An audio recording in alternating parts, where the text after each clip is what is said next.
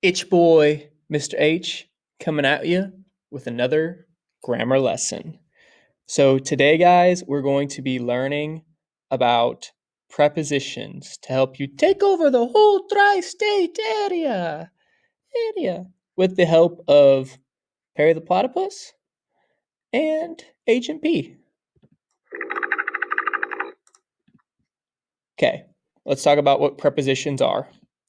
Prepositions are words that show a relationship between things in place and time.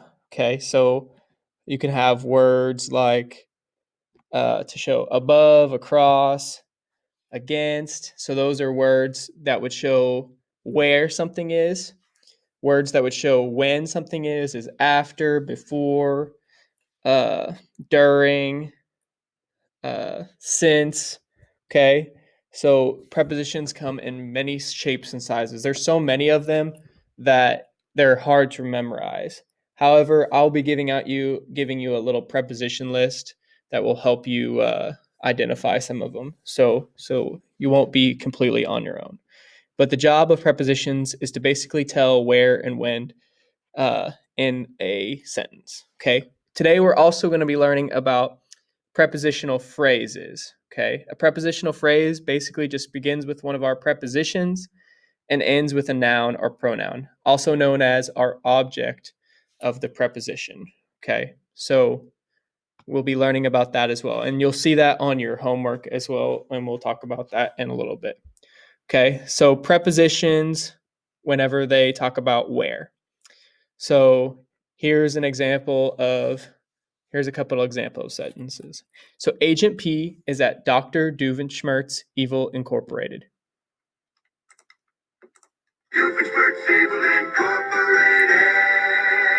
Okay, of course, our preposition is highlighted here, at, and then our prepositional phrase is at Doofenshmirtz Evil Incorporated.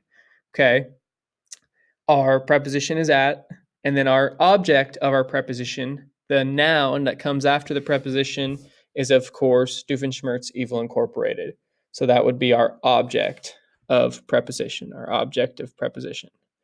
Okay, and the second sentence here, Agent P is beside Dr. Doofenshmirtz. So beside is our preposition. Our prepositional phrase is beside Dr. Doofenshmirtz. And our object of preposition is Dr. Doofenshmirtz, because that's telling us who Agent P is beside. And a couple other prepositions could be above, beside, below, next to. Okay, so there's a whole bunch of prepositions that can tell where you basically have to sort of decide, is this word telling me where something is, and then that you can sort of figure out from there whether it's a preposition or not. Okay, the next type of preposition are prepositions that tell when. Okay, so before becoming an agent, Perry didn't do much. Okay, so our prepositional phrase is before becoming an agent, and our object of preposition is agent here, and our preposition is before. Okay, so see how agent is a noun. It can't be becoming, or and cannot be, because they're not nouns. Okay, Doofenshmirtz Evil Incorporated was a little bit confusing because it was one big long noun. But before is your preposition, agent is your object of preposition, and this before becoming an agent is your prepositional phrase. And then here's another example of when Perry became an agent after putting on his fedora. And a fedora is this little hat here, if you didn't know what that is. Okay, so Perry became an agent after putting on his fedora. So after putting on his fedora is your prepositional phrase. After is your preposition. Fedora is the object of your preposition, or the word that comes after the preposition in the phrase. Okay.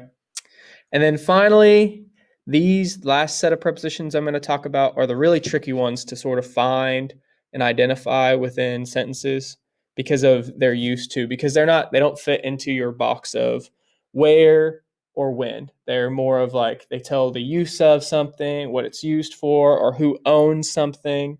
So it's kind of difficult. Okay, so those are to, for, about, and of. Okay, so the innator will be used for taking over the whole tri-state area.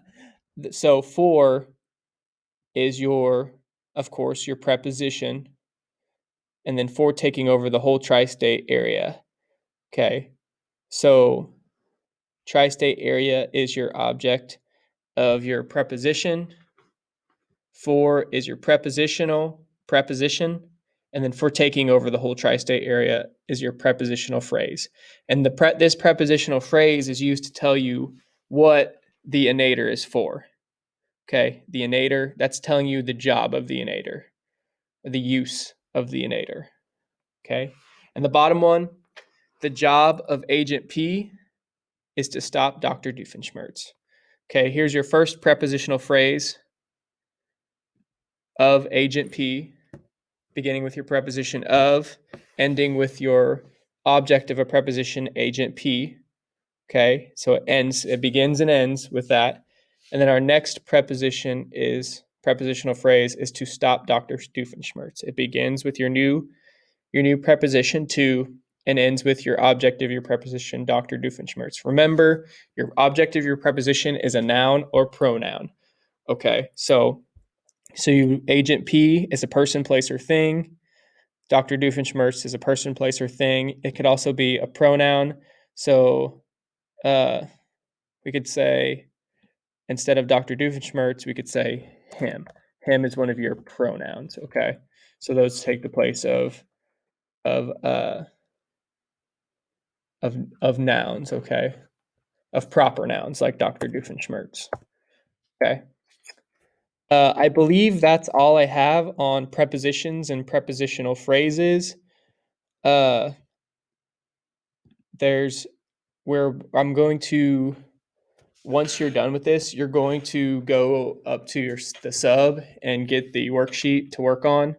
And also, don't be too overwhelmed about the prepositions, because I'm going to give you this list of prepositions to tell you what a preposition is so you can identify the preposition. Because the first part of your homework is simply you're just identifying a preposition, simple as that. And then, but on the back is a little bit tougher because you're going to be underlining the prepositional phrases and then identifying the object of the prepositions, which can be a little bit tough. Guys, this is tough stuff. You just got to take your time doing it. Also, you're gonna have these nifty little anchor charts to help you. So it'll help you understand what the job of a preposition is. So they're clipped to your desk. I do not want you to take them off of your desk, but you can flip through these on your desk, because in the future I'm going to try to put more anchor charts on this.